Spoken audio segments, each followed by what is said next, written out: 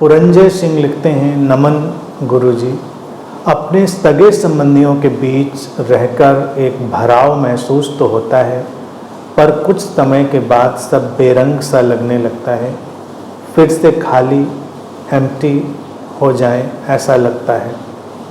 संतुलन कैसे लाएं? सगा वही है जीवन में जो हमारे जीवन में कुछ अर्थ लाता है।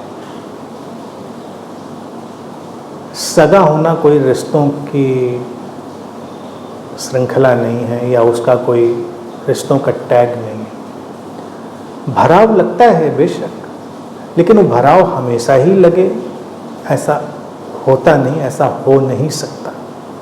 इसीलिए व्यक्ति को दोनों तरफ जाना पड़ता है। उस खालीपन, उस अकेलेपन को भी सींचना पड़ता है और साथ में रहने को भी। इसीलिए तो वो बात आती है ना, अपने संबंधों के बीच अंतराल बने रहने देने की।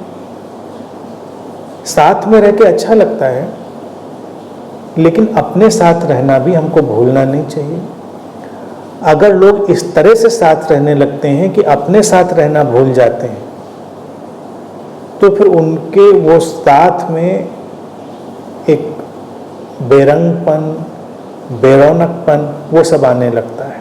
क्योंकि शुरू में तो अच्छा लगा, फिर वो थोड़ा दम घोटने वाला भी बन जाएगा। इसीलिए थोड़ा थोड़ा अंतराल बने रहना चाहिए संबंधों में, साथ भी हों, थोड़ा अकेले भी हों। और ये सगे संबंधियों का जो पैटर्न है, इसको हमें बस इसी से डिफाइन करना चाहिए कि जो लोग एक दूसरे के प्रति करुणापूर्ण हैं, जिनको एक दूसरे के प्रति कंसर्न है,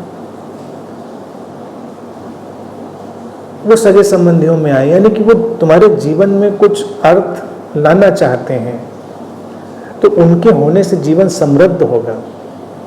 बाकी जो भी लोग हैं जिनसे तुम एक अपने हृदय का तार जुड़ा हुआ महसूस करते हो, तो उसमें संगीत आएगा। लेकिन जैसे बाहर के किसी वाद्यंत्र के तारों में भी थोड़ा गैप होना जरूरी होता है, तो संबंध के जो तार हैं उनके बीच में भी थोड़ा थोड़ा गैप आना भी जरूरी होता है। तो संतुलन वैसे ही आता है। प्रकृति ने इसी संतुलन को लाने के लिए हमको नींद का उपहार दिया है।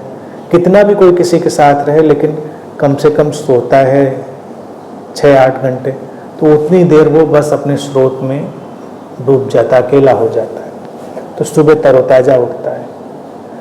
वो प्रकृति का अपना ढंग है हमको हमसे जोड़ देने का।